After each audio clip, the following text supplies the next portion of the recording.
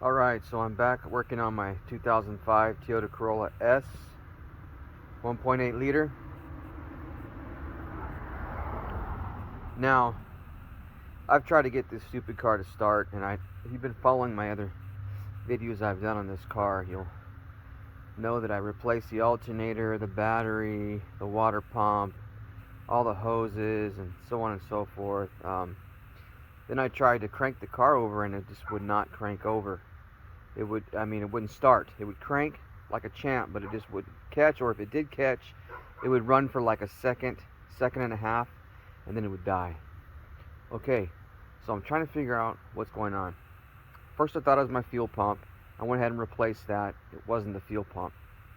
I've checked all my fuses, all my relays. I had one fuse, main fuse here is 100 amp that was blown. Replaced that. I showed you that in the video. Still not working. The car's still in the same condition. It won't fire up, and if it does, it shuts down immediately. Now, I did use a scan tool, and I found out I did have a code that was popping up, and it was a P0010, and basically it said it's the camshaft position actuator, open bank 1. Okay, so now that's a couple of things actually, right? That also involves your solenoid, your what's it called? Valve. Yeah, I can't remember now. It's some kind of oil valve. Has to do with the. It's part of your timing as well, and it is for the cam, and that was damaged. I had this connector, black connector that this pigtail clipped to, that black connector was broke off of it. I had to buy a whole new part. It was like 80 bucks. Still, and I've cleared the code. I've reset the computer, and it's still not working. So I'm back to square one again. But hey, I mean, that part was broke. I had to fix it, right? But so another part of that P0010 actually is your camshaft position sensor. Camshaft position sensor. It's right here. And I noticed that I got a wire. I don't know if you can see it, but there's an opening on that wire. It looks damaged. So I know the lighting is terrible right here in this video. It's at night, but let's see if I can zoom in on it. You see that? I got damage right there. You see that?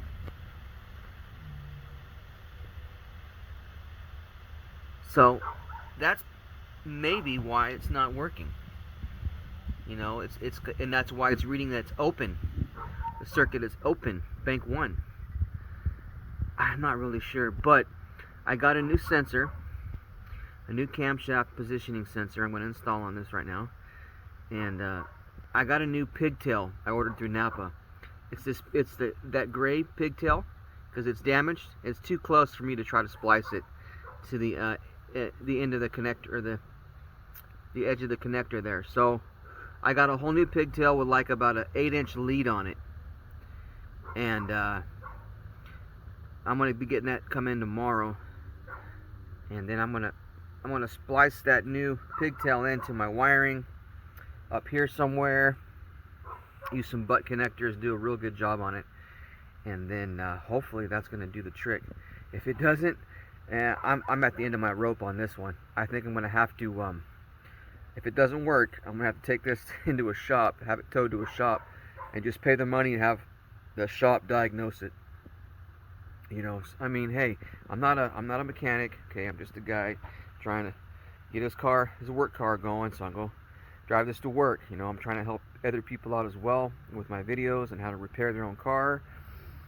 But you know, I have limitations. You know, I'm not, like I said, I'm not a trained mechanic. So if this doesn't work, I'm tired of just dumping money into this car, guessing at what part is bad or causing it not to start. So hopefully this does the trick. Anyway, to get to it, you're going to have to take off the top plastic cover for the valve cover. Okay, and then you got a hose here. You're going to have to disconnect that. Okay, get it out of your way. Just flip it over. There's another hose there. You're going to disconnect it, flip it over. All right, and then you gotta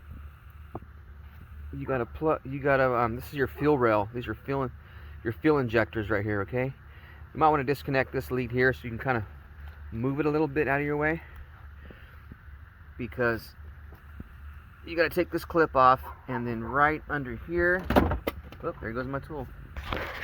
Right under there, you see that bolt? Oh, can you see it? Oh, the lighting's not. Let me get this lighting right here. Come on.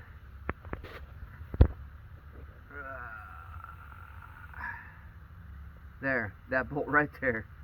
It's a 10 millimeter, and that bolt is what mounts your camshaft positioning sensor, okay, into the camshaft. The camshaft is located right behind that, okay, on your valve cover, or right below your valve cover. Okay, so you got to disconnect this clip here and get it out of your way, and then you can unbolt that and pull your sensor out. Okay, so if you got a P0010, that might be your problem. Or it could be, like I said, this valve timing solenoid. I'm not sure if it's called a valve timing solenoid. I don't remember now, but anyways, that it helps with the oil. It kind of regulates the oil, lubricating your valves and whatever. Anyway, that's also part of the P0010. So it could be something here, or if it's not, then it's going to be this camshaft positioning sensor. Okay, and I had another guy tell me he had a car, did the same thing, exact same problems that I'm talking about, and he said it was the camshaft positioning sensor. And if you look it up, right, it does say that's a classic sign, is that it will crank over and sometimes start, but then it'll shut off. And that's what he said was happening with his car, and as soon as he replaced it, it solved the problem. So I'm hoping that's what's going on here. Hope this video helps. I'll let you know if it fixed the problem or not in the next video. Alright, so I pulled the camshaft positioning sensor out of that area right here underneath that fuel rail and the wiring harness area. Okay, there's one 10 millimeter bolt that holds that on. There's your clip there. Here's your sensor, and look at this. Not only is it full of crap, I mean oil and stuff, but there's like metal, big pieces of metal shavings on it. My God, I'm kind of wondering if you know, that didn't, I don't know, do something to it, cause it not to read right. Who knows? I don't know if it's any good or not, but I'm gonna go ahead and change it out anyways. This car's like, you know, like I said earlier videos, it's like 16 years old, so hey, can't hurt, right? You gotta do it at some point, probably, and I want to keep this car going, so it's okay. It's an old car, you're gonna have to replace stuff. But like I said, man, that pigtail is very suspect. You know, it's got that bad cut on that wire. See that?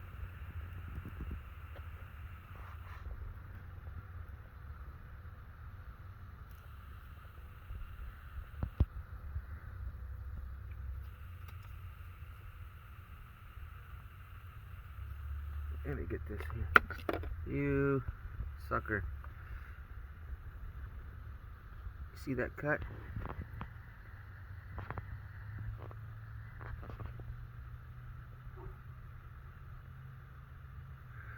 Anyway, so I gotta fix that too. So here's my new camshaft position sensor, and I'm just saying, man, look how nice and shiny that thing is, and clean. I'm liking it already. think this might be the problem. Was that other one was no good. Anyway, oh, by the way, I want to correct myself. This I replaced, right? This deal right here, and that's part of the P0010 code. And this unit right here, it goes in, is your variable valve timing solenoid. Variable valve timing solenoid. It's a long piece, about 4 inches long, and it goes into your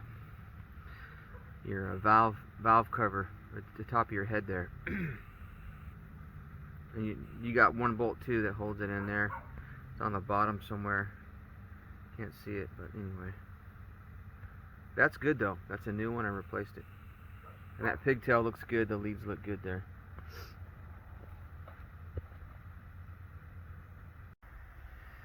Alright, so I got my new connector for my camshaft positioning sensor plug-in. Alright, and this is it right here. And as you can see, if you match these up,